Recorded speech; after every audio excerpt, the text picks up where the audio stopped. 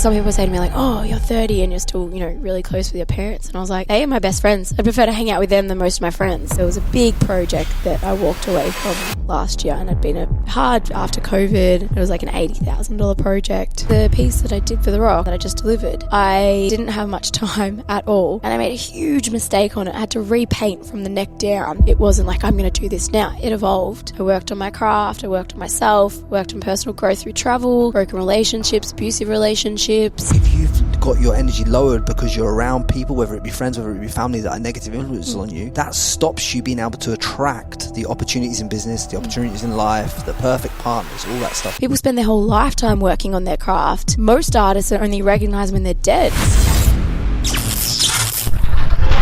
that together we have clarity, direction, and success way beyond what we ever previously thought possible. Here's your host, Frankie Lee. Quick one before we jump into this podcast. Do me a solid favor, hit that like button, hit subscribe, and drop a comment below this video. If you're looking to remove images, videos, search results, or fake accounts online, go to contentremoval.com, but don't take my word for it. Here's some music. Frank, you're a fucking legend. I just saw this. Layla also thinks you're a legend, which in my mind means you're which means you're a double legend in my mind. If you get my wife to think you're a legend, then you're extra cool in my mind. Dude, thank you so much, genuinely. That was such a pain. Welcome to the Frankie Lee podcast, coming live to you from the best art studio in Melbourne. I've got the legend herself, international artist Danielle Weber, in her own art studio with some absolute, this is why you should watch on YouTube, guys, because we've got some unbelievable pieces of art. Kobe Bryant, Biggie Smalls, Muhammad Ali behind me. Welcome. Thank you. Thanks for coming here. No, I'm glad we because we were going to do it because I've got obviously an apartment in Melbourne to do podcasts this next few days, but I'm glad we came to the art studio because it really does bring out the quality of your work and everything that you're doing. You can feel the energy in here. It's a pretty cool space. It's creative, isn't it? It's creative. creative. It's a very private space, but I'm grateful to share it with the small amount of people that I do share it with. Shall I let you into a secret? What? You are the first woman on the podcast in probably the last 40 episodes. Really? Yeah, because I went on a bit of a break from having women on the podcast because it's really hard to find. It's not hard to find inspiring women, but it's really hard to find inspiring women that want to talk and share and inspire others. You know what I mean? On a podcast. It's quite daunting, so I can understand that. Definitely, it's taken a while to get comfortable with being at the forefront of my brand and me, and just opening up and being raw. It's vulnerability. It's not easy. So I know, and especially when you have a voice like this, and you've literally you're not sounding very good. Yeah, but you've literally just flown back from what was it? From New York. From New York, because you've just been with The Rock. Yeah.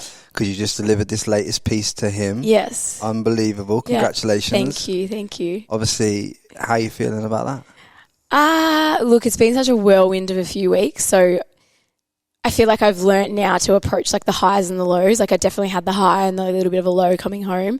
How am I feeling now? I've sort of withheld from posting my content just to protect my energy and sort of regroup, and then I guess approach the whirlwind that it will be when I sort of let everything loose, because not everyone really knows what's going on yet. So I've kept it under wraps. So, I know this, so I'm bracing myself. And I'm hyped. This is the first podcast you're doing on this topic. Hopefully, the last podcast you're doing on this topic too. But let's take it way back, because I want to give because obviously the way I see your life is, and the way I'm trying to create my life is, obviously I'm doing something I'm passionate about in the creative space with this podcast, and I see you living you are living even my dream, because you're making money out of doing something that you're passionate about. Yeah. And it's something that I think a lot of people and a lot of listeners out there that listen to this want to find how to do that for themselves. Of course, yeah. And they struggle. But I want to take you way back to see how this has all unfolded, to give people that insight. So what was it like for you growing up as a child? Were you always artistic? Was it always some kind of flair within what you were doing that you kind of knew you were coming onto this path, or how did that all come about? Yeah, definitely. I think growing up, you would know too, we didn't have much technology about when we were growing up. So, it was me playing with Play-Doh, drawing, and I'd just sort of be copying. If my brother was drawing, I'd be next to him just copying what he was doing. So it definitely started from 2 or 3 years old that it was anything hands-on. Cooking, I loved cooking, loved being in the kitchen. You're definitely a feeder because you couldn't stop trying to feed me food since I've been. I've been here like literally 45 minutes. Yeah. And you've asked me if I wanted to go to the snack drawer 6 times. Everyone, I'm an advocate for my snack drawer. Like, you have to. It's the Italian in you that does just that. Give. I don't know. It's like more awkward to not like be like, hey, do you want a drink? Do you want a coffee? So, and I guess that's a good segue into the fact that I grew up in like a humorous and loving and really sort of supportive family. My mum and dad are both very creative. I guess culturally, food was a big thing as well, and that's all creative. So how big was that Italian element in terms of like for your upbringing? Was it because obviously with the culture and the Italian culture, it's very much like you're with your family and you know, with your close friends, and it's very, very inclusive, isn't it? Like, definitely. I'm very fortunate that I'm going to say this in the most diplomatic way possible. My nonna made the decision to move away from a lot of the family that they were living near in Melbourne. And because of that, like, my mum went to university, which back then for a woman, you know, even driving and doing things like that, it wasn't the norm. You were staying home and cooking and cleaning and looking after your family. So the fact that my mum sort of set that narrative for myself and my sister was huge. So the fact that we still had the culture ingrained in us, but it was definitely a different story for myself and my sister, and for, you know, compared to a lot of other Italian women back then. My nonna still doesn't drive. Really? No. So I'm very grateful for my mum. Like, I think it definitely wouldn't have been easy, especially growing up quite poor and actually supporting her family. Were they quite poor because obviously they were the first generation that arrived? Yeah, yep. And it was like sort of farming, and there was a language barrier as well. When Mum was born, she was obviously born into speaking Italian. So when she went to school, she was bullied, and, you know, she didn't know how to speak English. She learned English at school. I mean, you see a lot of that in England with a lot of like the kids at school that come in from like the Eastern Bloc countries that, you know, come into England and all that stuff and trying to integrate and trying to speak languages. I mean, so isolating. It must. Were you multilingual from when you right the way through? No. Really? Very. I'm not happy with my parents for that, because I feel like it's so much easier to learn when you're a kid. Do you reckon your mum took away that Italian, you speaking Italian, because she didn't want you to go through what she had been through? Probably, potentially, yeah. And I think she just had a pretty rough upbringing. So I think that she just wanted our storyline to be a little bit different, I guess. So, but I'm grateful for that, because, you know, for whatever. Like, even the religious pathway, like, my parents decided not to baptise or christen us, which for, like, growing up in a strict Catholic family, my dad was strict Protestant. Crazy. Yeah. Crazy. Yeah. So. But I think your mum kind of saw that she wanted you to have a different kind of life to what she had had, and she kind of wanted to split from that narrative that had always been in. That's a very brave woman to do that. Yeah. And the opportunity that then came from that for us. It's like, I know how close your family are, because like even when we walked in here earlier, you was like, my mum and dad have been in here and cleaned up my art shoot, because they knew you were coming back late and all this anyway. And that is that's so supportive. I felt that was fucking beautiful when you told me that, like, because it kind of touched my heart a little bit. Cleaning fairies. Yeah, because it's good though, because a lot of that's something that I find in society today is missing a lot. There's that element where the family kind of supports each other. Or people are ashamed. Like, some people say to me, like, oh, you're 30 and you're still, you know, really close with your parents. And I was like, they are my best friends. I'd prefer to hang out with them than most of my friends. So, and they understand, like, they get my journey. They understand me.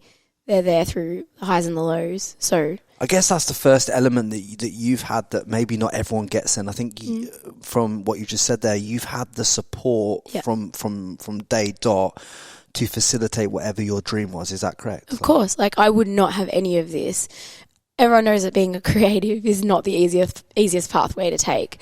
So had I not had their support, there's no way I would have been able to break down all those barriers and overcome all the roadblocks and the 10 grueling years. It's still the unknown if you're going to make anything of it.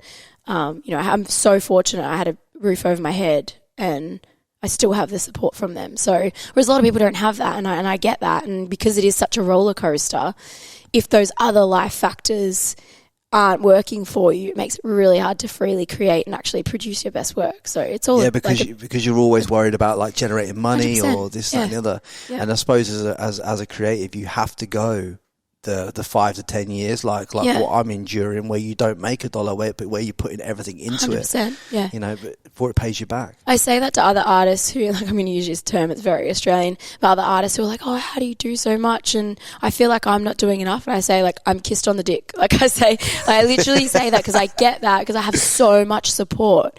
Yeah. And that's like the easiest way I can explain it because I really am. I was not expecting this. You're like, whoa. I was like, kissed on the dick. Yeah, it's probably not the most politically correct way to say it. But no, I'm really very, very supported and very much supported. So from my partner, from my friends, they understand if I go missing for months on end and I don't see them. You know, I miss girls' dinner a couple of times because they didn't even know that I was like jumping on a plane to New York until it happened. So, and they won't turn around and be like, oh, what? You didn't tell me. I just didn't have the capacity to. So, yeah, because you had to turn that around in a short period of time, didn't you? 5 days. I did 6 days. I did about 100 hours in 6 days. That's some crazy. I want to talk about that, but I want to talk about some of the things that your family did to support you in that journey, because I think that's really important, so people can identify what they kind of need to ask from their family to be able to, you know, support their creative journey, whatever their journey is. Yeah, we've even got someone at the door right now looking through as we're doing the podcast, but oh, Tama, bless. he's knocking. Yeah, he's knocking. But yeah, just give me a bit of an insight into that. Yeah. So I guess back to when I was 2-3 years old, always drew, very much supported. The fact that didn't have technology meant that it was anything hands-on. So basically I started painting when I was 9-10 years old. At school, I was very much encouraged to do art. I was very rebellious in school, hung out with the wrong people, didn't spend much time at school at all. What kind of made you rebellious though, in terms of like hanging around with the wrong people? Because obviously your family were giving you a lot of good family, lot of support. What was the kind of driver that drove you into something? Whether or not some people aren't made for school, and potentially, like, I was very good at school. I wasn't, book smart. I was pretty book smart as well.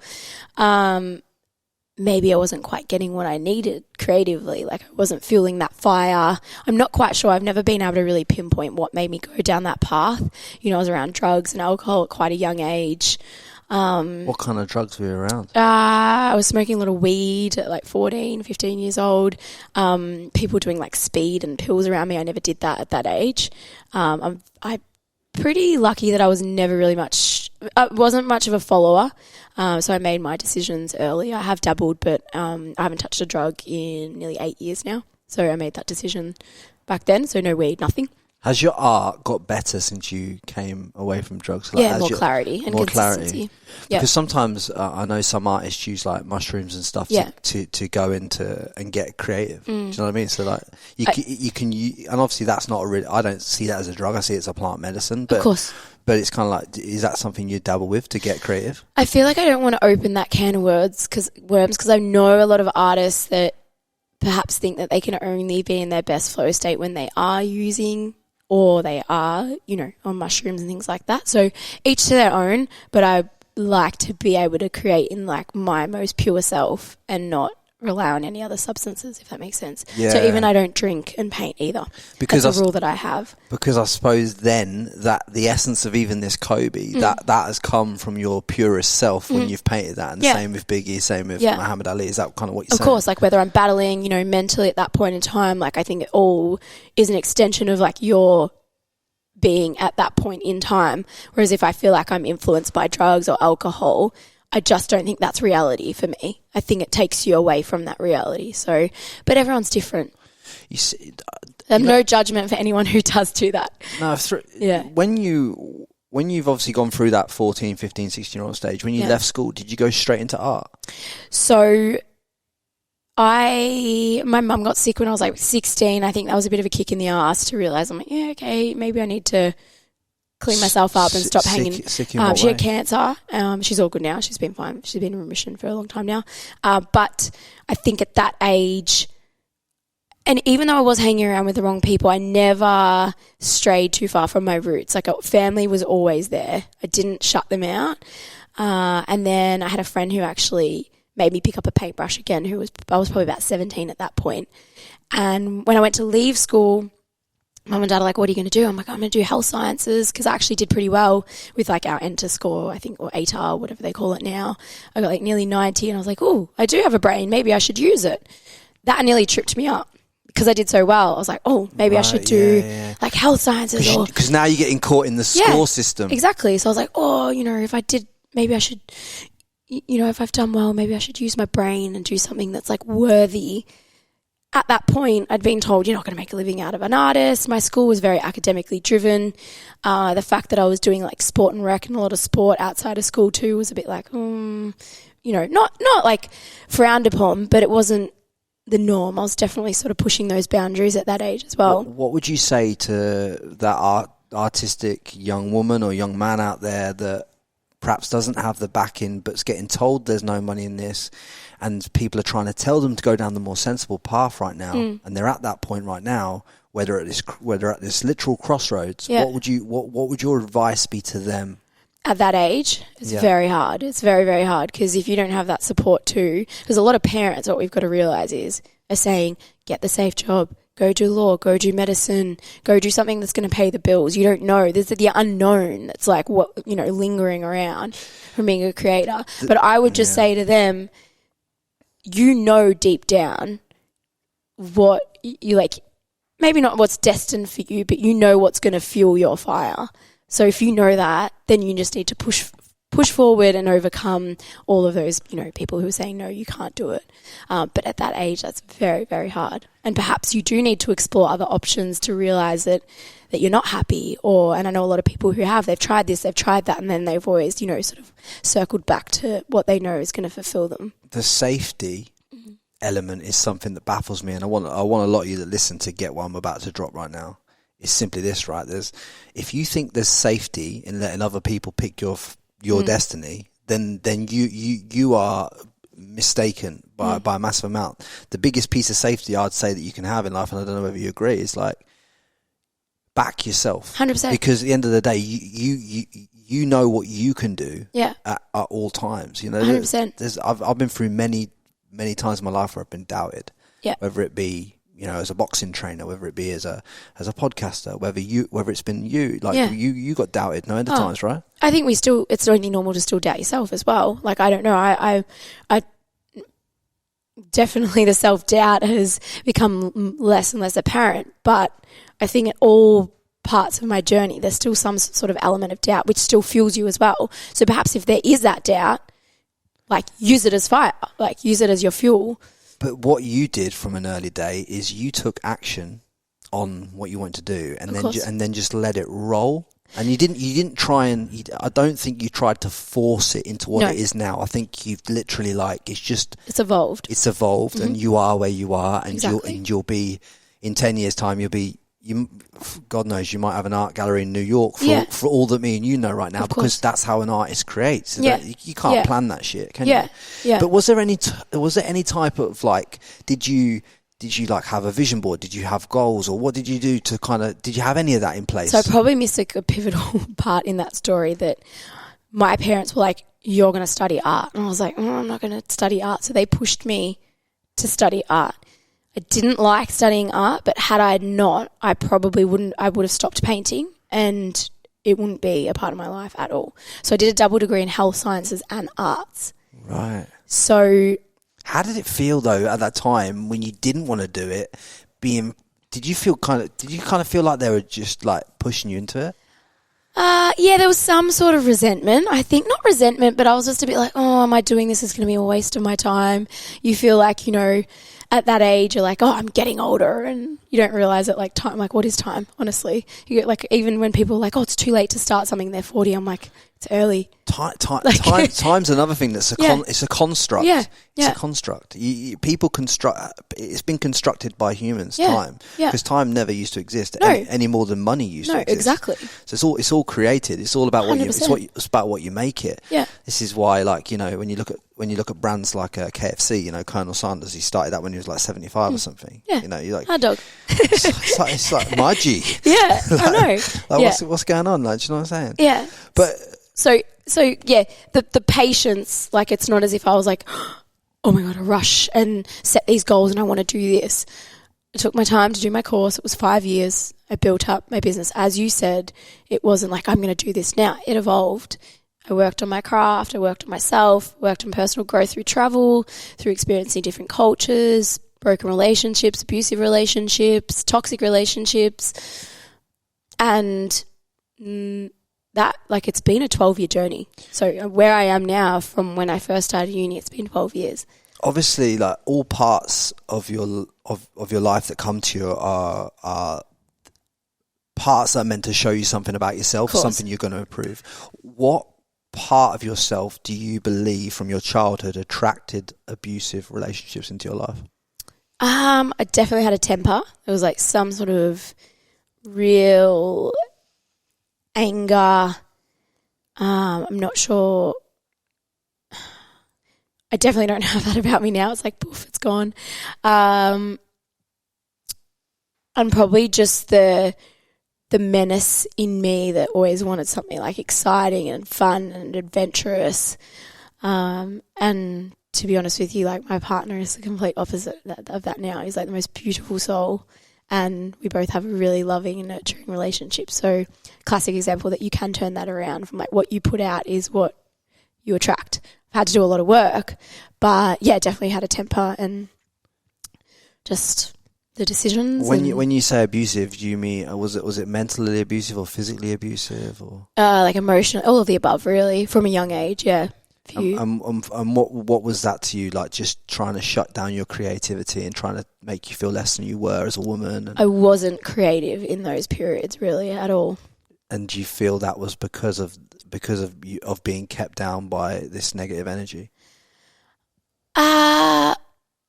Or the latter, like whether or not because I wasn't being creative, that's like I wasn't attracting that positive energy. So it could be either. We could look at it from both angles, I guess. If there's someone listening to this that has a partner that is that negative energy to them, and they're listening to this and they want to blow up their business or they want to blow up their creativity, how can any man or woman listening to this, from your experience, love themselves enough to take them out of that situation? How did you get out of that situation? What was the key point in that, like, you being able to exit that situation? There was a few pivotal moments where Mum said a few things to me, and I looked at my life at that point, and I couldn't even go to uni. I was like having anxiety attacks in the car.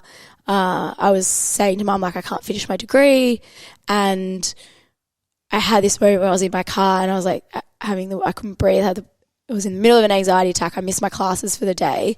And I think I just looked into the future and I was like, I need to eliminate anything that is going to make my life like this moving forward. And how do I value myself? Because if I value myself and where I want to be, then these are decisions that I was 22 at this point, I think. And I was like, okay, what are the things that trigger me? It's like drug use, like anger and toxic relationships and lack of communication and mistrust. And so I made that decision at 22 that, like, what I wanted my life to look like, and having people who didn't support that or didn't like fit that, I needed to get rid of. So it was really hard because I was in a relationship with a really beautiful person at that time. It was just so toxic for me, toxic for each other. And so am I right in thinking then that you probably had either some maybe masculine wounds within you or feminine wounds, and then he had the opposite. So as a counteract, because I had a relationship with a girl in 2021 where before I'd done the work on my internal self, I had a wound with feminine energy, and she was bringing a wound with masculine energy, and then we meet in the middle. Toxic as fuck. As fuck. Yeah. Was that kind of what you're saying? I don't know if I can depict if it was like feminine, masculine. Probably like control is a big thing for me. Like, I'm definitely a bit of a control freak, in the fact that I was getting that like control from the masculine side as well, because I'm a very free spirit. And I need that spirit to be free, otherwise I just shut down. You need that spirit to be able to flow with your art. Exactly. Yeah. So, I know I can't. from this, like, looking outside in, I'm not sure, because I do have a fair bit of masculine energy as well. So whether or not that was clashing masculine, I've definitely found my more feminine, softer side as the years have gone on. My partner's brought the best out of me for that. But we had to do a lot of work in the early days, both of us. Were you and this current partner? Yes. Yeah. Because I was not in a good place when we met. Really? I thought I was. I'd definitely done a lot of work and I'd been alone for a little bit, but the anxiety was still really... what do you feel was causing that anxiety, though? I definitely found my triggers, and that, it's like control and being shut down and not being able to communicate and feeling trapped in myself or in a relationship. So communication is a big thing, and as long as I can just let it out, talk about it, move on, don't need to argue about it, we just have a conversation. And feeling like that I can have a conversation about it and it's not bottling up inside me. Do you feel like your current partner's allowed you the support to be able to facilitate you being able to feel that way? Definitely. You know what I'm saying? Yes. Yeah. He's done a lot of work too, so... Yeah. I suppose, and that's right. You meet people in life to kind of facilitate that growth, and it's kind of like you have to go through the toxic things to be able to 100%. So for anyone, as your question, for anyone that is in that, you cannot build an empire, you cannot create freely or build a business to the best of your ability. It is a hard journey, as you know, if you don't have that support. If you have a toxic relationship and all of your other external factors in life aren't, nurturing and beautiful and positive, you're going to have roadblocks at every left, right and centre. So, and like, believe in yourself or know that there's so many other people out there. It's so hard. It's easier to stay sometimes than leave, but you're not going to see your full potential if you've got those things holding you back. It's one of my non-negotiables is the fact of, like, whoever whoever it becomes a partner of mine in the future has to be fully supportive of what my vision is for this podcast and for everything I'm doing. Yeah. Otherwise, you're just not going to fit in. No. Because they'll weigh you down. I'm not gonna forgo my dream to facilitate lowering the energy state. Because I you're the same. Because when I walked in here, me and you are just like two energies. So like, boom, boom, big explosion. Because we're both in this full. It's like, it sounds weird, but like you can see energy around you. Yeah, you can see energy around. The vision's people. not here; it's like here. Yeah, so and it's like when that comes together, it just fucking bangs. You know what I'm saying? So like, you want to be around high vibe people, and that's why people like us cross paths. Yeah, because people will suggest people that are at the same energy, so that they can come and put something together, right? So what I'm essentially trying to say to all of you that are listening to this today is, like, if you've got your energy lowered because you're around people, whether it be friends, whether it be family, that are negative influences on you, that stops you being able to attract the opportunities in business, the opportunities in life, the perfect partners, all that stuff. Yeah. And then that keeps you in this negative spiral where you're kind of like, because imagine your life is like a wheel, right? And it's like that, and you've got, like, relationships, and you've got work, and you've got business, and you've got everything and then you've got one scored at a 5 out of 10 and one scored at, the wheel's not equal now. It can't flow. Yeah. And that's, life is all about flow. Of course. 100%. The more flow you have, the more what go you put out is what you get back. 100%. But let's bring it forward. So you've set the business up now. At this point, you're rolling through life. Did you have a little gallery at this point, or what was going on? No, so I started just posting a few pieces on Facebook back then, and then everyone's like, "Oh, you went, like, since when do you paint?" People from school, they're like, "You just ripped that out of your ass. Like, where'd that come from?" I was really sporty at school. Like, that was my main thing, and yeah, like, one thing led to another. I think I sold my first painting for $40. Then I started getting busier. I was working. That's good, you know. That's good when you think about it. Just first cover the materials. It's good. I was giving a lot away for free at that point too. But I was working. I was studying full time, working 2 jobs, and painting on the side. So who was your biggest inspiration as an artist back in those days? I didn't really have anyone. Hey.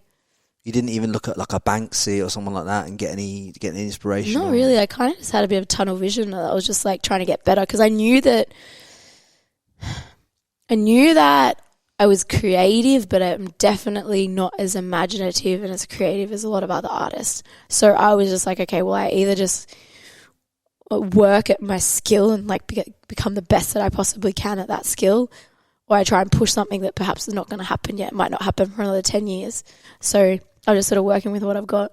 Are you similar to me in the way that I don't really go and listen to a lot of like a certain level of podcasts, because then I can take things into it's not my true authentic work. I think it's in your subconscious. You start becoming other people. Yeah.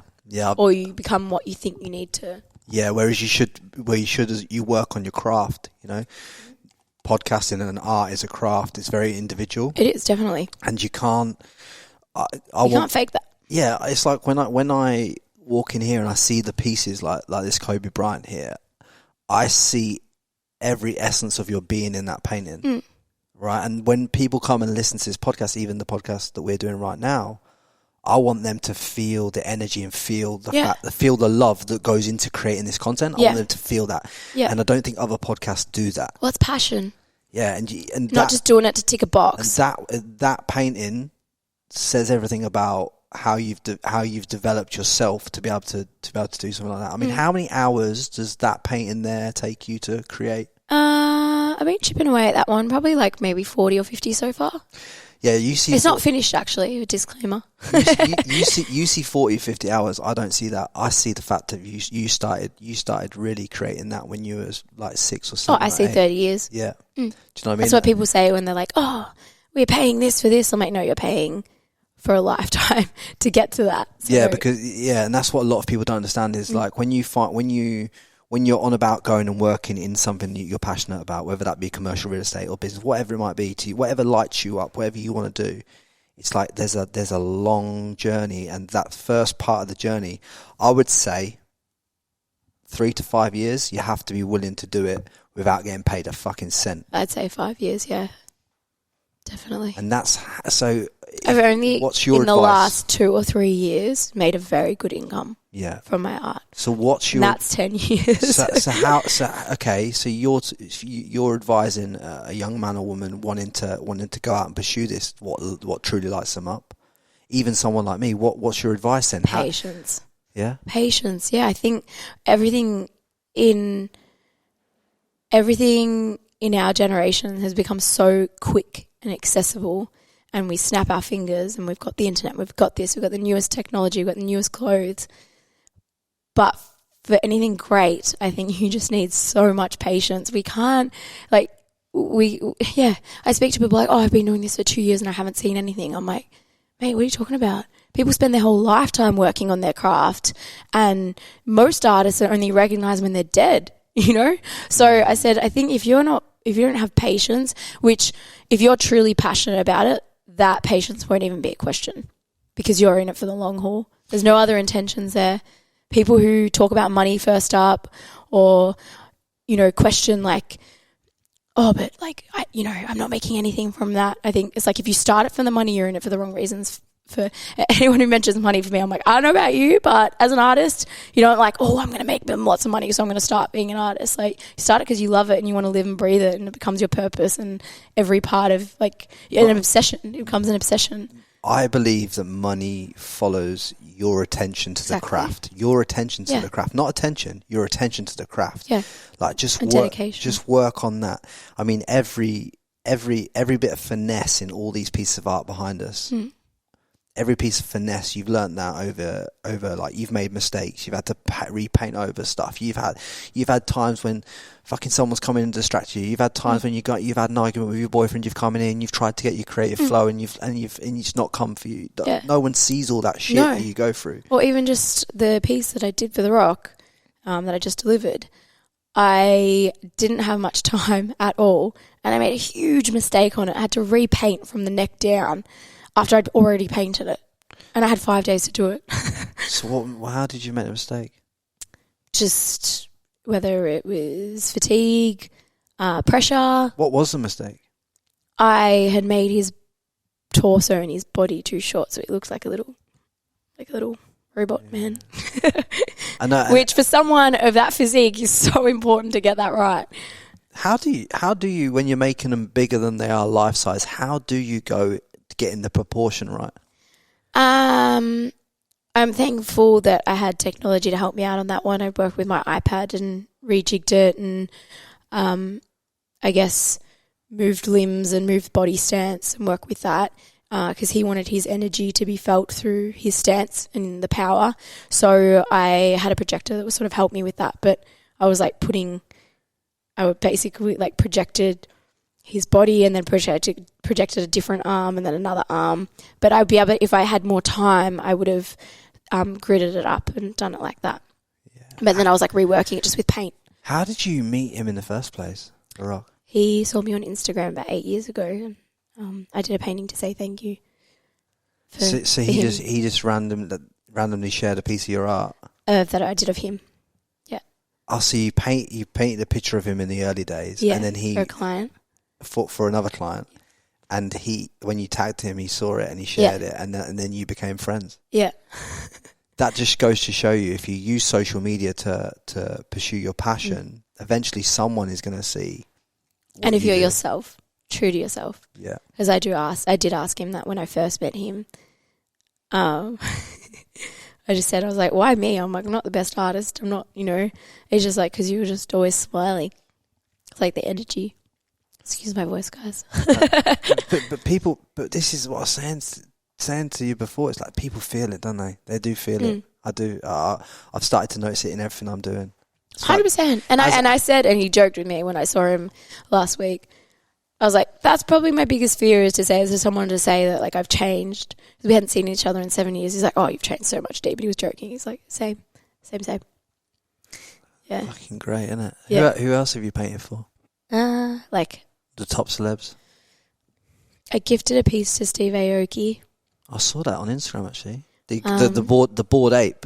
That was sick. He was so excited. His reaction. I was excited priceless. I was excited when I saw it. Oh my god! Like that to me is everything. You must have given that to him recently because he was over here playing a tour, wasn't he?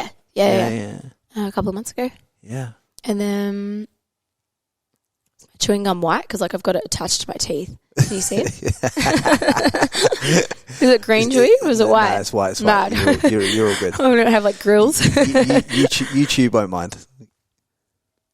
I don't usually chew chewing gum in podcasts. So who else? Arnold Schwarzenegger. Oh, yeah. How did he react to his piece? Terminator. He... how do we explain it? He's a bit more old school and gracious in his approach, but he was very appreciative and he loved the piece. I met him in Melbourne. He was very taken back by that piece, so I did another piece for him, which was on display at his house. It was for his charity. An auction for like $13,000 US. And what does that do to you inside when you know that these top artists in their own craft, as actors, as singers, as DJs, what does that do to you inside and your heart when you see people connect to your pieces that you've put so much work into? I think for me, it's become more than what I feel. For me, and I said this to Dee last week, I said, for me, this like my purpose has become showing other artists that it is possible, that anything is possible. So for me, their reaction and knowing the ripple effect that it will have on young women, young creators who have been told that they can't do it at 17 years old, and what that does for them, that gives them that glimmer of hope, that's what fulfills me now. Would you say we're all artists then, because we're all creators of our own journey? We've all got creativity in us. Yeah. We all create our own story. There's a choice. We have a choice. You've got another business as well, haven't you? I'm sure you've got an art. Is it an art painting? Like a paint, like sip and paint, right? Yeah. Now, I want to talk about this, right? Because here's the thing: most people don't think they're an artist, but they go to these sip and paints, and some of these people that have never done art surprise themselves massively. I see some of their art on and you're like, whoa! I'm like, because I saw Sharon Orville and Hannah Orville go to Sip and Paint the other week. Shout out to them, I love them. They're great people, right? I saw them go to one in the Gold Coast about a couple of months back, and I couldn't believe how good Shazzers. I messaged her. I was like, mate, that was a good little palm tree, wasn't it? Like I thought, maybe even I could do this. You know what I mean? And especially knowing, because I know that. Hang on. Yeah, we're on. This Chewy's not doing wonders for me, but it's stopping me from coughing, so it's good. Yeah. Especially knowing, like, I know what the brief is at these sip and paint things, and I see like people go and do that, put their own spin on it and come out with a completely different piece. And I'm like, you're an artist. Everyone, as you said, everyone is an artist. I believe everyone is a creative. Everyone's creative. You know how like whenever I meet someone, they're like, oh my God, your work's amazing. I can't even draw a stick figure. And I'm like, yeah, but I'm sure there's something that you can do that I can't do. How do you get people then to have this positive self-talk? Because it's the negative self-talk that entrepreneurs have, that business owners have, that, you know, that artists have, that other creatives have. It's the negative self-talk that creates these walls in your mind that you can't break through because you just put a barrier there. How would you help people facilitate? Have you got any tools or methods to help them facilitate breaking through that? I think for me, I'm still learning that because there's definitely, like, the mind is such a powerful thing. I think the biggest thing that, like, my partner's a big advocate for too is, like, if you do get into that rut of, like, negative talk, you know, you put yourself down, I think you need to shift, like, or change gears and focus on something that you can control at that point. So for me, like, things weren't going well in the last few months for me. I was, like, really down in the dumps, a bit, like, why? Lost in, like, the direction. I felt like I wasn't doing enough, and I was trying to make this shift and this feminine shift, and it wasn't, maybe I wasn't ready. It wasn't aligned. It wasn't aligned, or I was trying to push something that wasn't, you know, I wasn't ready for. So I got a bit down on myself, and Luke said to me, he said, you know, D, put the energy back into yourself. So I was up for the gym 6 a.m. every morning. And then, I mean, me and Dee spoke about this opportunity at the start of the year, but then it came to light. So as soon as I started focusing on myself, then that negative talk shifted. Obviously, I still, you know, I was going in a few little waves, but I started saying, like, what you put in is what you get out. Like, just focus on yourself, focus on what you can control. Everything that's happening now serves a purpose, whether it's hard, this too shall pass. And everyone's journey is, like, everything's relevant, you know. Yeah. Even if it's not a big problem for someone looking at him on the outside, for me it was hard at that point in time. I'd be driving home crying, but I was like, I'm going through this for a reason right now. So I just think, like, yeah, if you're in that rut, in that negative talk, shift your gears, change something, you know, go to your gym classes, surround yourself with different people if you need to. Protect yourself. Don't see anyone if that's what you need. Don't answer your phone. Protect your energy. I was actually reading a study the other week, and this is probably not something people are expecting me to drop on a podcast, but forgive me, there's a method in what I'm about to say right now, so just forgive me. In your madness. I was reading a study on how the pill affects women. Oh man, I came off that. Right, and I was just amazed at for a start, men and women that listen to this. A woman can only get pregnant, I think, 5 days per month from the study that I read. But the pill, and by a woman not having a cycle, right? For this, I'm just reading a study right now, so I might be wrong. You tell me, but that really fucks with your mentals on a different spectrum. Like, so the first thing I would, if I was a female and going through some traumas and stuff, or I was a man dealing with a woman that was on the pill, like, the first thing, if you take her off the pill, or she gets off the pill for herself, like, that will just that will re-regulate all her hormones. Takes a while, but yes. But yeah, obviously. 100%. Am I right in saying that? So it's funny because I was on the pill for 10 years. 10 years. And I only came off 6 months ago. Fucking hell. I was nervous about saying this in this podcast. I think, but and good on you, because you're a male doing that research. I needed to understand.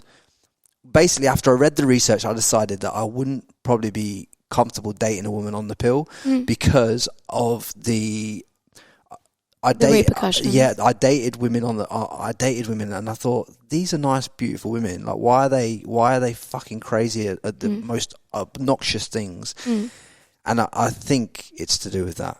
Well, firstly, good on you for trying to understand, like, not just saying, okay, that's just accepting, like, that's just what they're like, but trying to understand the root and the causes. We'll seek to understand before being understood. 100%. Right? Well, ignorance is bliss, and a lot of men, you know, joke about hormones and like, oh my God, they're crazy. And, like, you know, I put that in the diary at that time of month.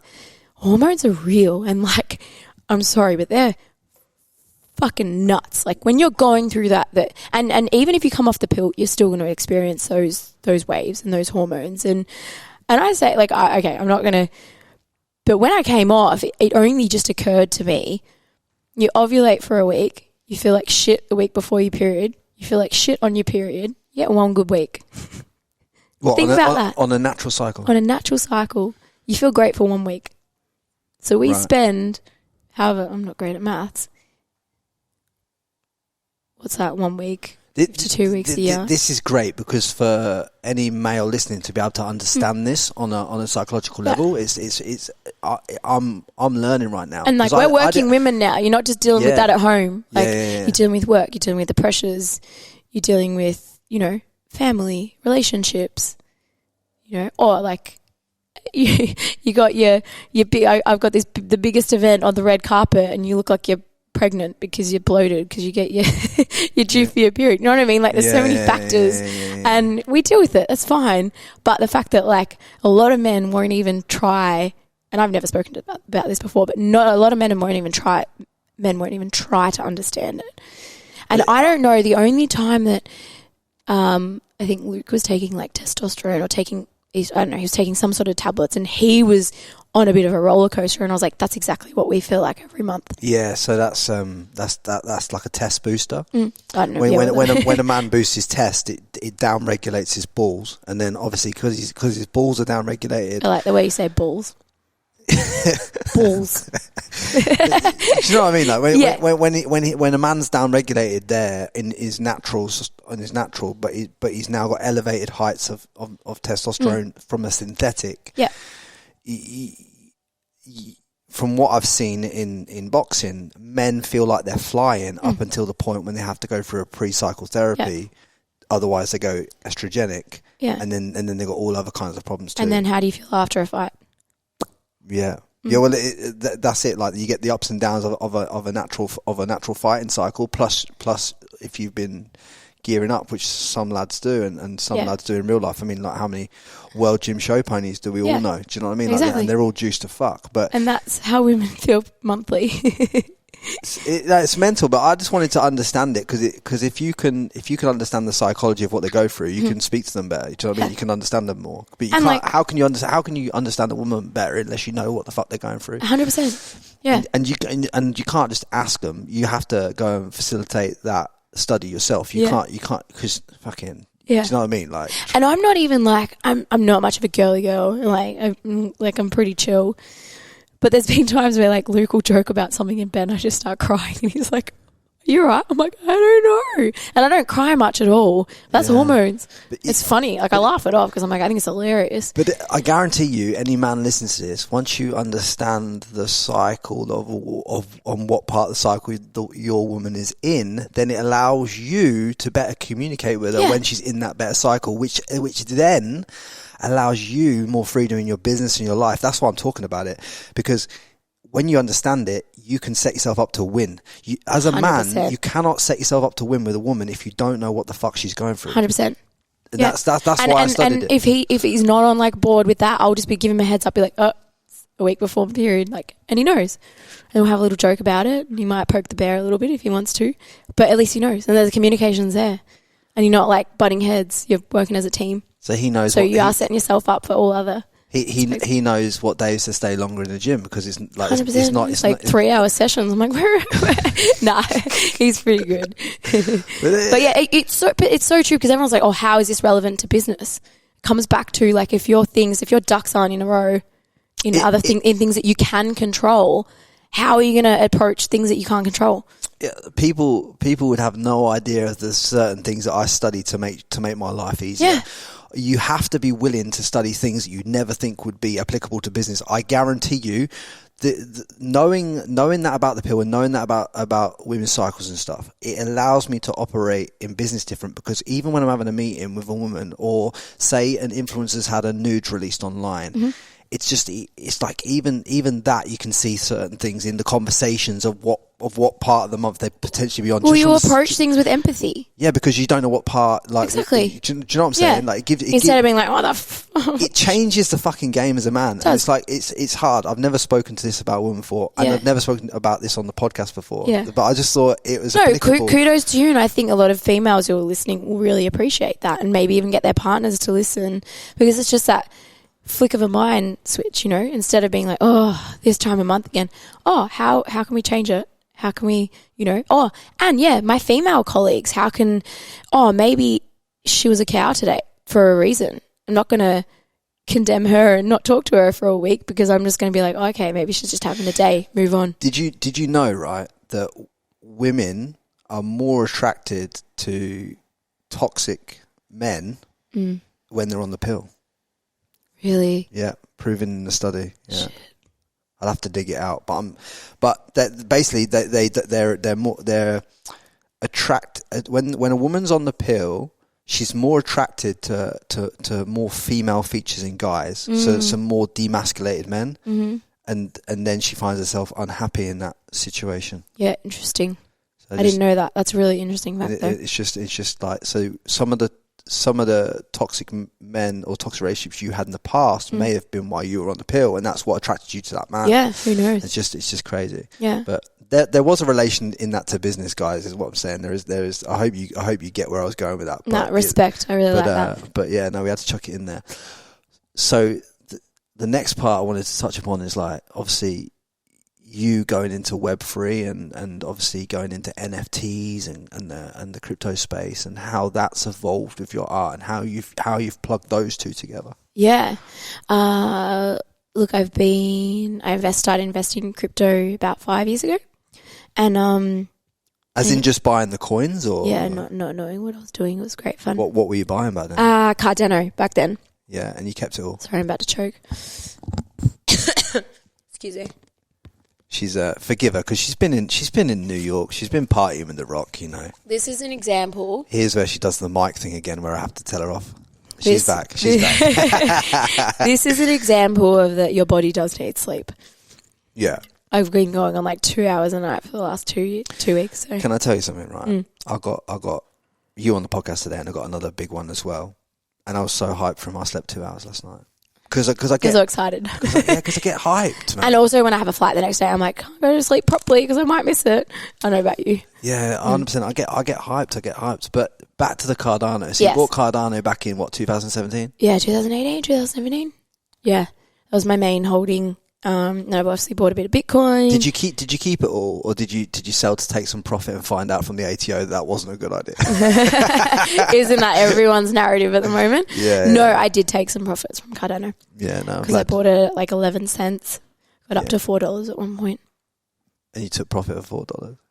Yeah. Or like $3 or something. Not bad. That is sick. Yeah. That is sick. And did that allow you to facilitate this commercial property and stuff like that? No, bought this before. Because that's what I love. You see, you don't see many artists that have a commercial property. You own an asset. You know what I mean? Yeah. It's just great. Yeah. So what made you, after being in the crypto space for a while and obviously capitalizing on a few of the coins by getting in early, what part of the NFT thing? Because obviously NFTs are. You've seen all my NFTs. I own quite a few of them, right? I've got shit. Can vouch for that. Yeah, she was quite surprised. Yeah, I was like, holy! I was like just scrolling through. I got some fucking good ones. Yeah, I know. Women and Weapons, World of Women. Yeah. I had a Mutant Ape at one point. Sold it too early, didn't I? Fucking idiot. No. You did good. Yeah, don't. I'm so upset. Hey, you can't change it. Don't dwell on it. I'm not dwelling on it. It was a learning lesson. He's mentioned it twice in an hour. I am upset about it. Anyway, but, you know, what made you think then, because obviously there's a lot of scam NFTs going around as well, as you know. What made you think that this is the best place to start putting my artwork? Had I not been into crypto, I don't think I would have dabbled in NFTs so early. So my interest in the freedom and the transactional benefits from crypto. Like I'd had people pay for prints, and you take out that middleman, it was instant. I mean, when I did a piece for the Yankees, they sent my check in the mail and it took like 2 weeks. New York Yankees. Yeah. No, I'm just biggest corporation in the world. Like, and they sent you a check. Fuck, I've never even seen a check for years. Yeah. Crazy. So I'd seen the speed and how easy and workable it was to work with crypto. And so obviously when NFTs came about, I was like, okay, this is another ball game to get my head around. But I think Beeple's, $70 million, $69 million piece was not from the monetary value, but the impact that had in the space and how many heads it turned. It obviously made me stop in my tracks as well. And I think me being a bit of like, not a guinea pig, but I feel like I've kind of just been like, oh, I'm going to give it a shot. And if I can do it and show a few other people how to do it, then give it a shot. So what I liked about NFTs for the artist was the fact that the artist gets a continuation in royalties for the lifetime of the... For the full, forever. Like which is unheard of. It's on a smart contract, isn't it? So what royalty did you put in? 20%, 10%, 10%, 10% royalty. And also the traceability of it, like. So you can see who owns it. Yeah. Man, I've got like hundreds of artworks out there that I have no idea where they've gone. My brother went for like an inspection a couple of months ago and took a photo. He's like, "This is your piece." Didn't even remember that I'd done it and have no idea who owned it. So you like to you grid out where all your NFTs are in the world, so you can see, so you know exactly where they are. Yeah, 100%. I love that. Like you're building a community. People have trust in you. Like it's. So you have Discord. It's huge. You have Discord group. Discord. Yeah, Twitter. I think like that's something that is beautiful. Like if you have people who believe in you and your craft and your brand, why wouldn't you want to know who they are and give back to them when you can and say thank you when you can. And I think galleries, like as much as they've been really supportive, a lot of artists sort of hide behind that and like it's a bit more, like here's my art, you display it. And most of the time people don't even get, like collectors don't even get to have a conversation with the artist. I set up a gallery the other day on this, I can't remember the name of the thing, but I've got my own URL now where people can go and see my NFTs displayed. So I've bought these NFTs and I've got a link to my NFT gallery in my link in my bio on my Instagram. If you want to go see it, it's at the bottom there. Go and see the Frankie Lee gallery. You won't see all of my NFTs, but you'll see some of them. Sure, they won't. There's a lot there. Yeah, that's really cool. I could only display like 60 or something. 60 in the gallery. Is it a new app? Yeah, I'll show you after the podcast. I'll show you because I think you should have a what. I want to show you because I think you should have a. I don't know if you have an NFT gallery on. No, not yet. But you should have an NFT gallery, and then people should be able to somehow buy them off the internet or call you to buy them. But I'll help you sort that out because there's this wicked thing. It's so fucking easy. You just connect your wallet and bang. Yeah, wicked. And I'll if I remember, guys, I'll put a link to that so you guys can put your NFTs in the gallery. Cool. Because at the end of the day, what's the point of having NFTs, right? If you're not going to display them for someone to look at. 100%. I think. We're still working through that on like how that looks, but there's a lot of like new digital frames that are coming up as well, which is exciting. I think the reason I bought some of the NFTs that I bought, like the World of Women, the Women and Weapons, is one, I'm big on, I believe the fastest growing space in that NFT art, just the NFT art element is going to be like the female space. Yeah. So that's why I thought, first to market female project was World of Women. So I invested in that. Women and Weapons, good project. Yep. I just want to invest in I've just invested mainly in good female projects because I see when more women come into the space with people like you, getting more and more women in the space, I just see that these first to market pieces that are good quality art with good quality communities with like Reese Witherspoon in, what will happen is I will be able to rent that NFT to a digital art gallery in the metaverse and they'll pay me royalty because they'll be showing it in their art gallery. It sounds weird, I know. Did you get commercial rights with the World of Women? Yeah, that's awesome. I got full commercial rights and prints and everything. Epic. So full intellectual property rights, and that's another thing. You see, I have a vision for some of these NFTs that when the podcast gets big enough, they'll be on some of the commercial assets of the podcast that will share, so the community can share in that. Do you know what I mean? Not as in they won't say like we released a shirt and you say like I wanted a picture of I wanted a picture of a man and a woman. It's like I'll put one of the men's selection on and I'll put one of the World of Women on there. Yeah. Do you know what I mean? Like, that's right. That's so cool. So because you're like extending the lifeline of that, but like it's like you're repurposing the artwork. It's awesome. I'm big. The most profitable business to be in, other than subscription businesses, are intellectual property businesses. Yeah.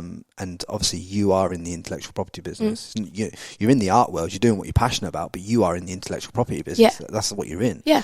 So how do you think now that you're in the intellectual property business, like how do you think that's changed the game for you? Like what do you see as your North Star now? Like is your North Star creating another collection of NFTs, or do you want to build a big project, or do you want to just keep doing limited drops, or what's your vision for it? Well, I'll touch on like the IP part, because I think this is where other artists need to learn as well. It's made me realize that, okay, yep, you create this piece of artwork which has your name and your brand attached to it, and people can't just take that and show it for as long as they want unless you've got the commercial rights like you do. Yeah, because it's in the say, smart for example, when I work with a brand, there's usage rights, and they pay for usage rights on top of what I'm getting paid for the artwork. Yeah. And they have a time limit for that. If they want to extend that, they pay more. So this is where artists need to start realizing or seeing the value in themselves and their brand. So that's for starters. So that's opened my eyes to that. And I was even on a conversation, which I've done a lot of pro bono things for a new space because I feel like we need to onboard more people, and I know that that's the work that we've got to do. But I've had a few big brands come to me and say, can you do these NFTs, and then we want you to promote it, and there's like no payment involved. And I'm like, cool, so where are you promoting this? And like, we want to roll it. Like, it's not going to be promoted. And I'm like, okay, so what are you going to do with it? We're going to roll it across our global channels. I'm like, okay, so you're going to use my name to roll it across your global channels. Monetize whatever you're going to monetize on your end, but I'm not going to get paid anything. Yeah, and they think as a brand that they're giving you an opportunity. Exactly. But what they don't realize is they should be paying because they're using your name. Yeah. Yeah. And a lot of artists will get pulled into the fact of because they're like, exposure, yeah. but exposure doesn't pay for the lighting in this commercial property that we're sat in right now. Exactly. Yeah. So touching, that's a great thing that you touched on. I don't know if that was relevant to what you were asking, but that's opened my eyes, and I'm still learning that and putting my foot down because I want to change the narrative for artists doing that too.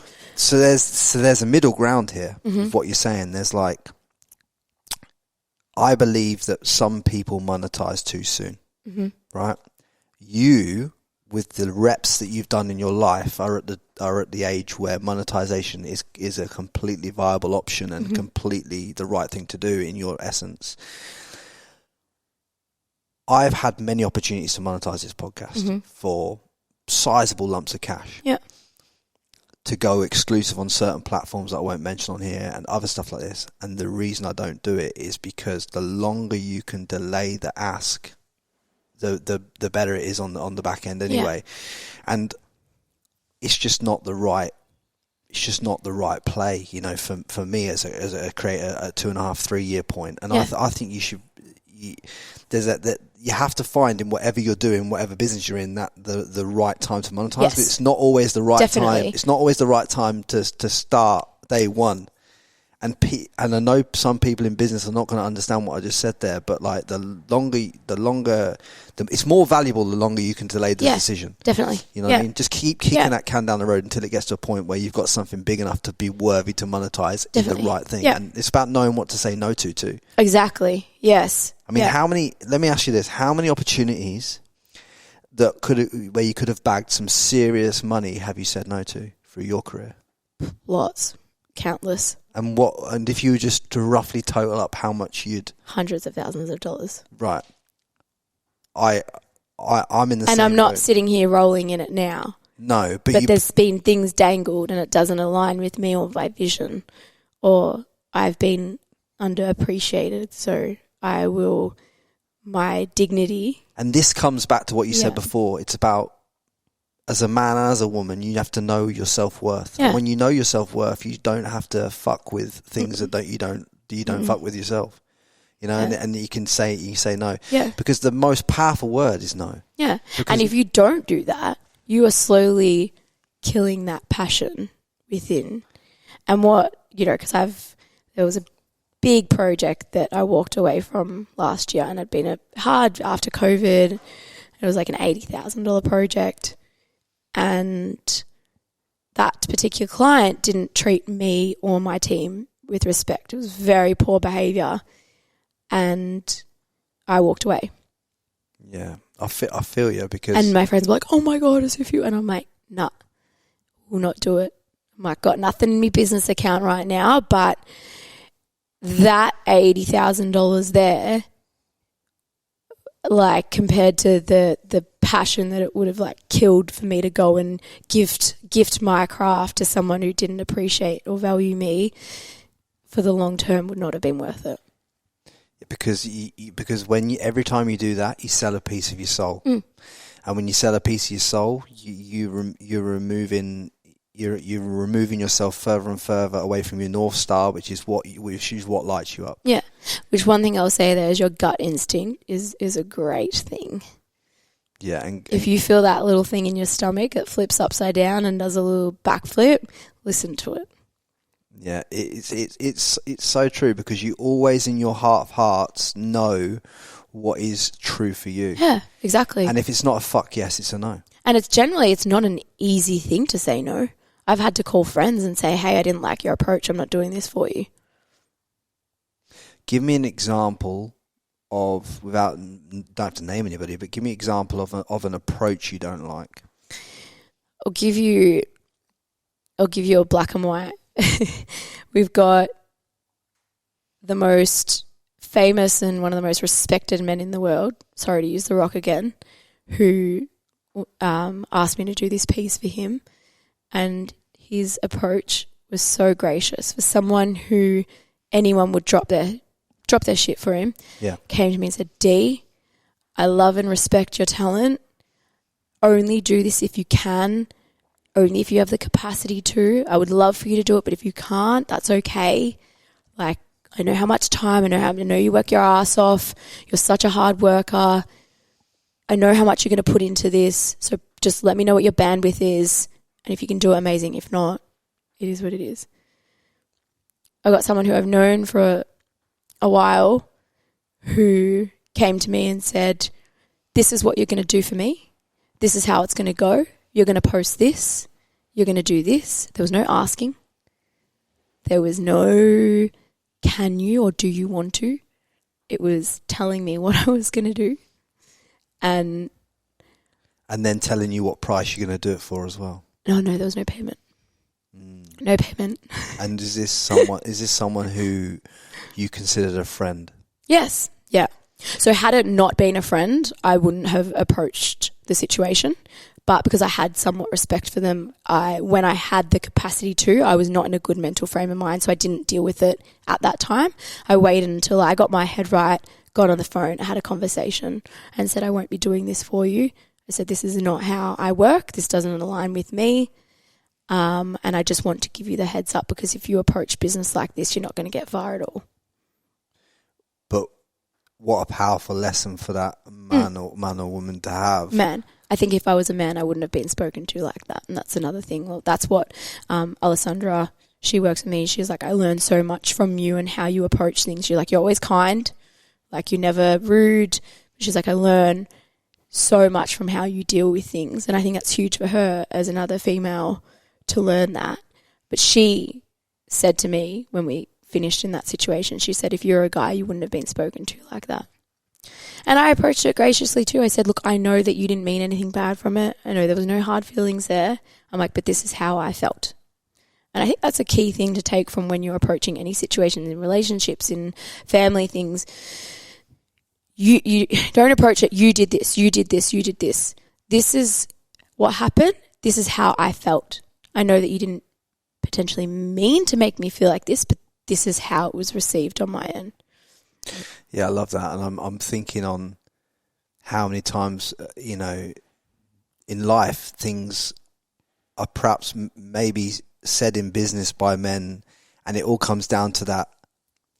Maybe not knowing what day of the month it is. Maybe not circling back on that. Do you know what I'm saying? Yeah. But on the other side of that, I'm like, has that man that messaged you, had an argument with his wife in the morning, hit his toe on the side of the bed on the way to the bathroom, gone, crashed his car, and then sent you an email telling you about this artwork.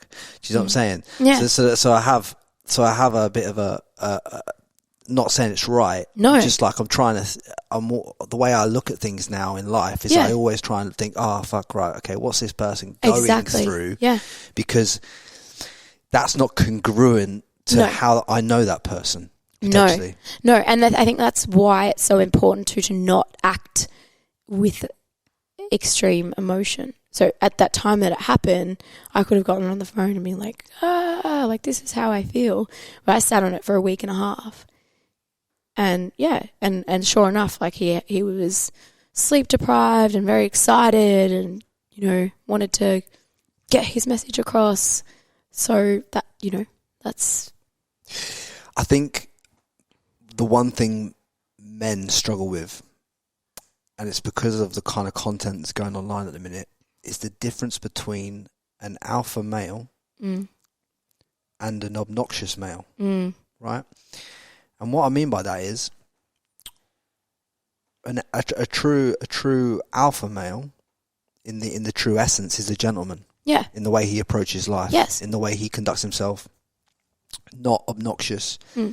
But online, TikTok, places like that, men are getting slapped all the time with this obnoxious behaviour. Yeah. And they can perhaps take it on.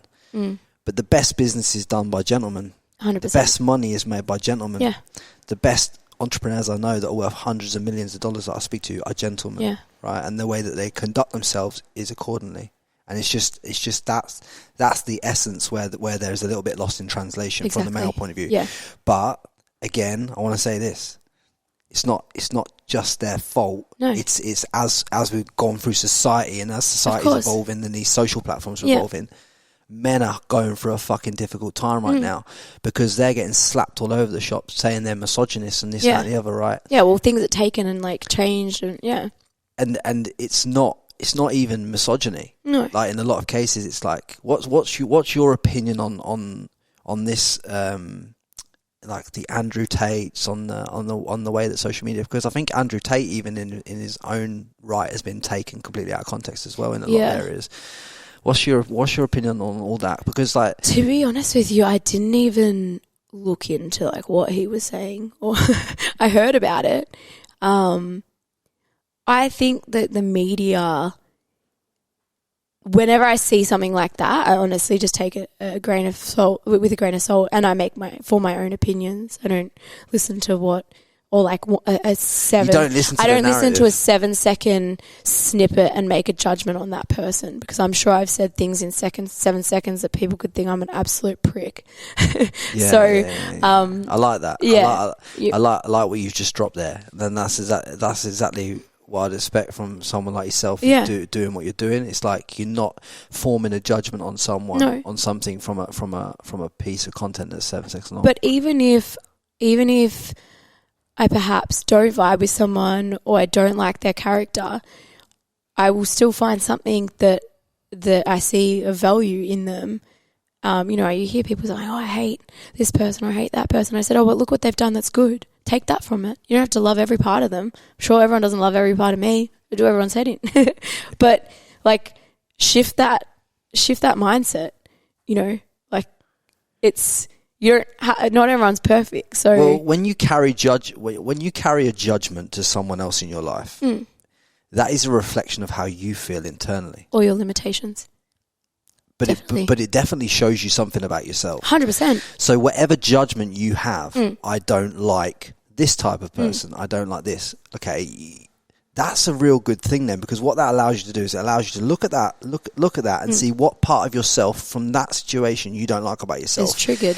And then you can go and fix that shit up. Whether you're male or female, all that energy, that currency all operates the same 100%. way. It shows you everything you need to know about yourself, but you've got to be willing to look at all the shadows. Yeah. Because the whole point in life, in my opinion, is you go through life to look at all your shadows and fix that shit up. Yeah, and they're never ending. They're not going to, it's just going to change. Yeah, like and there'll be more. It's going to be constantly evolving. I mean, what are some of the shadows right now that you're looking at to try and get better at? from a business and a personal perspective? Where could you be stronger? Oh, so many. Not letting go of control, because I think control is needed, because like control comes like dedication and passion, and you want to be across everything, but not getting caught up in things and trusting in other people's ability to execute. So definitely building trust in people. I try to do a million things at once. And I say to other people, I'm like, do one thing and do it well. And then I'm trying to juggle like way too many things. So I think knowing your limits and your capacity and being able to do whatever you're doing well and not trying to overextend yourself. Is it kind of, because obviously you've got a team now, right? Yes. How many have you got in your team now?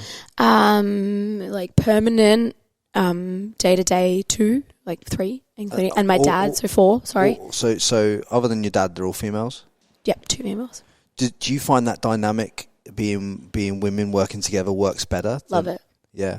And obviously your dad he just does his own thing, right? Yeah, he's never doubted me, so yeah. So he's just there as a supportive. Do you think it would be hard to have the same flow if there was a male in the environment that wasn't your dad? No. Not at all? No. Because my NFT team's a male, so, and I work with a lot of men on sites and building sites and things like that. So but on the same token, just a different energy. What's the dynamic like when it's just an all-female team? It's like very nurturing, very like understanding, very like close, and you sort of like, you know, if I deal with like male team, it's a bit more like it's logical banter. It's logical, and like, logical banter. Yeah. Whereas a female, it's a bit more like you go through. You kind of know everything that's going on in your life at that point in time, and then there's understanding, which was interesting because you're saying, you know, we need to understand like what's going on and to the root of it. Whereas men are kind of like, get shit done, let's go. Yeah, you see, because I'm obviously, as a man, I'm logical and I want to get shit done, and I have a North Star goal that I want to go with this podcast and where I want to take it, and I'm gonna get there. But it's just like when I've obviously have like a female graphic designer, and like say she does something and I see it's like it's wrong in my mind, whereas before I would have just gone, that's fucking wrong, and like you like the male way. How do you approach it now? I'm like, okay, like the way I approach it is simply this: how could I have communicated that better from my end? Yeah, because obviously there's nothing wrong with the design. The design's not what I perceive the design should look like. But something's been lost in the translation between there and here. Mm-hmm. And that's my fault. Yeah. Because it's my initial communication. Yeah. And my job on this planet with this podcast is to be a fucking phenomenal communicator, right? And to get better at it, whether it's talking to a female. So instead of blaming her, you're like, okay, what have I done that's not? So it's all self-reflection. So that's one thing that I used to be really bad at. If something was going on, I'm like, oh, like, you know, oh, my dad didn't do this, it's his fault. Or like, oh, you know, I spilled a bucket of paint in the middle of the road, it's his fault. But, you know, or this happened with my crypto and I didn't leave my account early enough. It's everything comes back to you. Like you can victim that's mentality. That's how you free yourself. Yeah. So now I'm like, nah. Like in my head, I literally say in my head, I'm like, don't you go blaming anyone else for this. The only person responsible is you. So that is something that I'm working on. And, you know, you'd get on this tangent. Like once you start blaming people, you just like that negative energy is just like, it's really, really toxic. But if you can break out of that, it'll change the light and it changes your mindset straight away. So I am so free in my mind since I got rid of blame and all this culture, and I have a thing written on my window.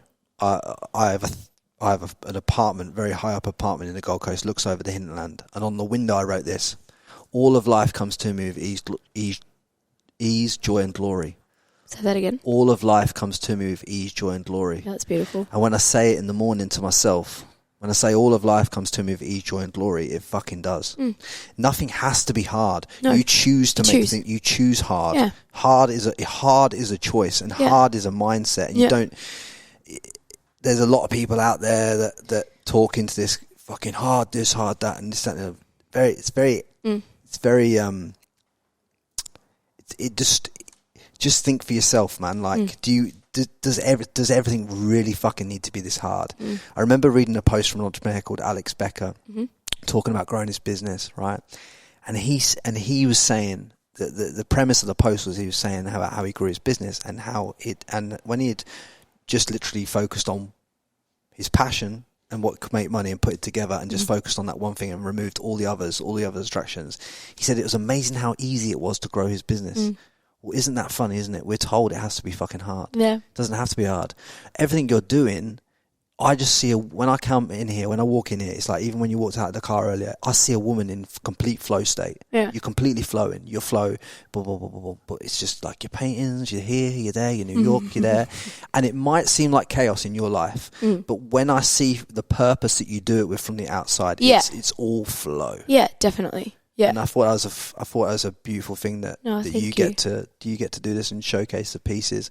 And I want you to talk into just like, what have you done with these, like the Muhammad Ali, the Biggie? Have you sold them as individual pieces, or have you sold them and then you still retain the rights for the prints, or how does all that work?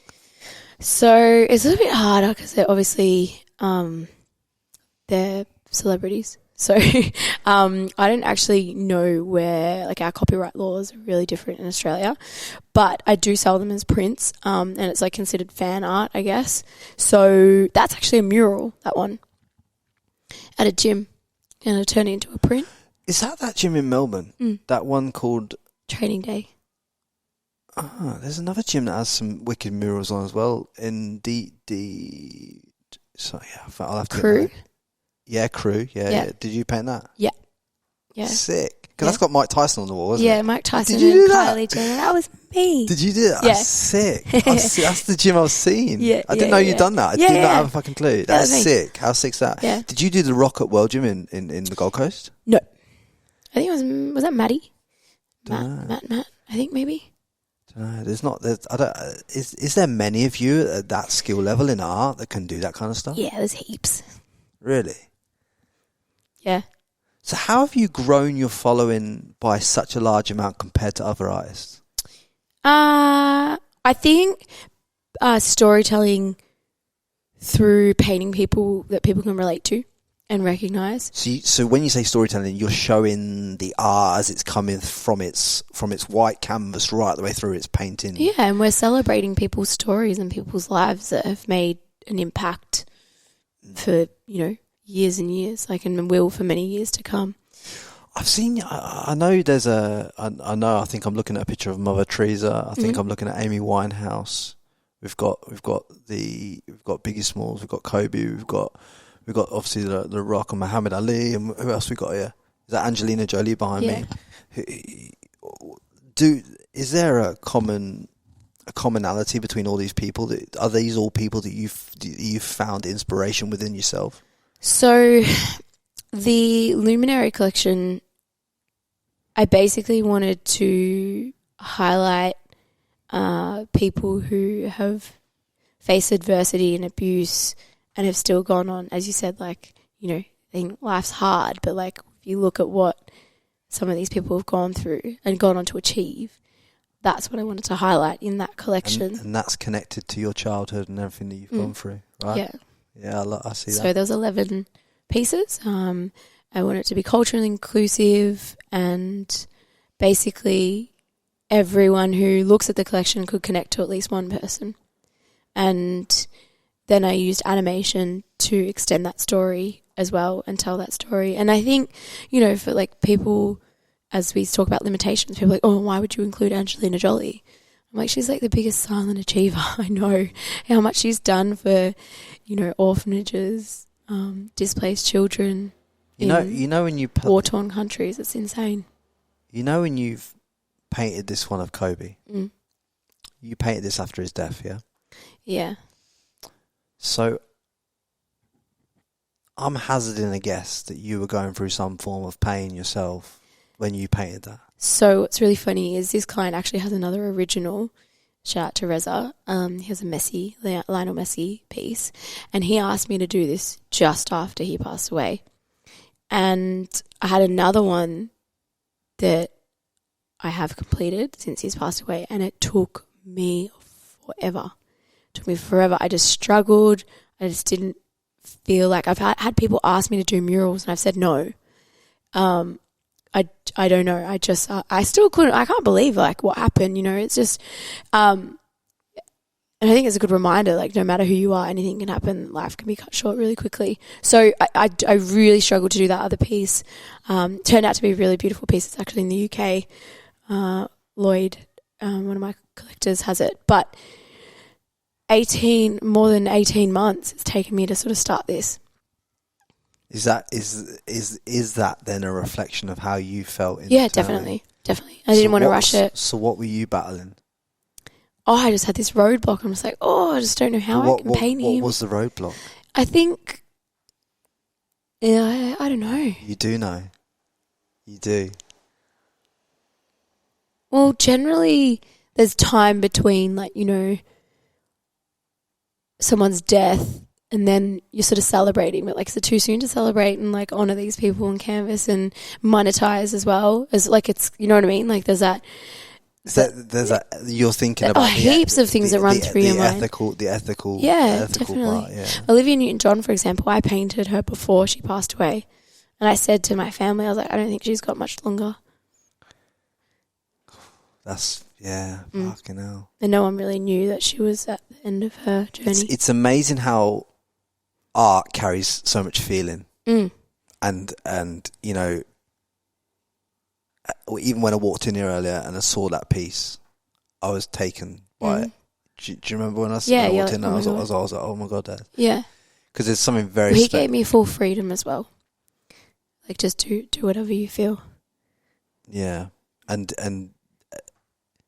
didn't you take that to town? This is why, guys, you should 100% watch this on YouTube to see this art in its full glory. And obviously, that's going to look phenomenal on someone's wall. I can't wait to finish it. You must be you've got to be sitting there so proud of yourself for everything that you're achieving right now in your life. The fact that, you know, I mean, let's just give some dollar figures for people. I mean, that you know, you said like that those prints there are like or the original painting was like 5K, wasn't it? Or that one's about $5,000. My murals generally start from like 10,000. And I think you're too cheap, to be honest, for the amount of work that goes in, for the talent. You know what you say though, like you mentioned it before, like that time in your journey when you start to monetize things. Yeah. You know, I don't.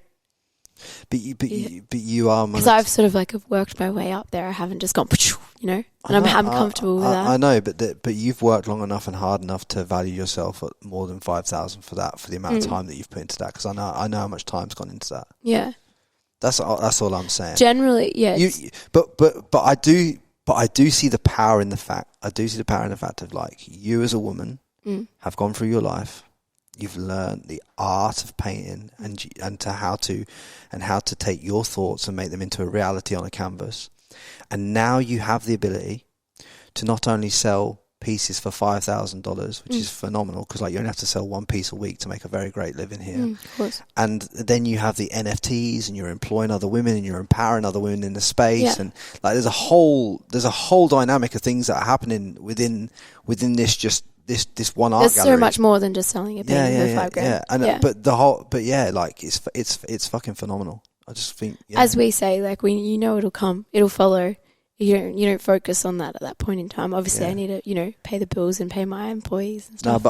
I'm hoping that some of the multi-millionaires that listen to this podcast will grab a piece from the link underneath this. Thank you. Or click your link go to your Instagram and grab a piece, because I think some of these would look phenomenal in their work. I just want to thank you for being so open and vulnerable in places and willing to talk to me about things that I probably didn't even know I could talk about on the podcast. As I said, kudos to you too, because it starts at a conversation. So, I just as I say, I don't know if you say it too. If you impact like a handful of people, then I just think there's certain things in life that us as men are taught not to look at, but if we look to them, they make our life a lot easier. 100%.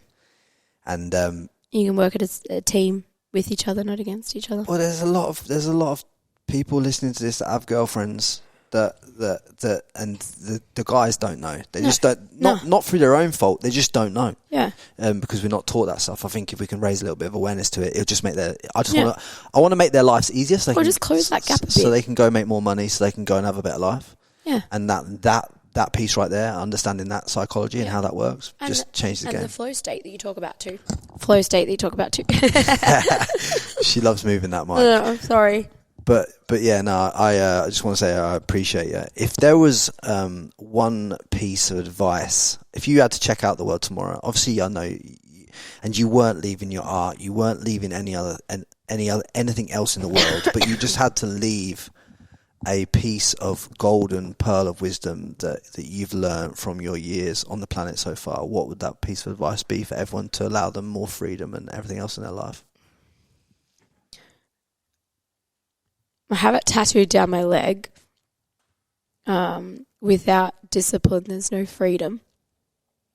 So I think finding a discipline and within your passion, and then finding which then in turn leads to a purpose. And then once you've found that purpose, to gift it back to people, I think you'll live a more, you don't want to be 80 and look back and think, what could I have done to have had a different narrative and a different story. I love it. Yeah. I love it. Powerful. Without discipline, there's no freedom. I love it. Guys, without discipline, there's no freedom. I have to do a quote that I did. Like, that's a refined version of an artist that I spoke to 10 years ago when I started my journey. Petros is a sculpture artist, Australian sculpture artist. And they inspired you to keep going at a time when you probably weren't, maybe close to quitting. Oh, I still have my days where I want to quit. You're not. We're not quitting though. We're not letting it quit. Absolutely not though. I would never. Danielle is an inspiring young woman. I think you should all go and follow her on Instagram, follow her socials, follow her art journey, go and look at some of the amazing pieces she's done. I honestly couldn't think of a better woman to come back to, coming back to podcast with a woman again. Oh, thank you. Do you know what I mean? I really appreciate that. really appreciate you being a good soul and having me here and everything like that. But guys, do me a solid favour, subscribe on every platform. Share this content, man, if it resonates with you. Just share it on whatever social platforms and that. It all helps. Obviously, I think you can feel in my voice, and hopefully you can feel it too, that I fucking love this on a different level of being, and it allows me I just can't describe the feeling to you, to be honest with you. It just means a lot more than just the generic podcast that you see in this country or any other country. So do me a solid. Much love. I hope this adds value to you, and I'll speak to you soon. Peace out. Thank you. Guys, do me a solid favour. Drop a comment below this video and let us know who you want on the podcast next. Don't forget to subscribe to the Frankie Lee Podcast.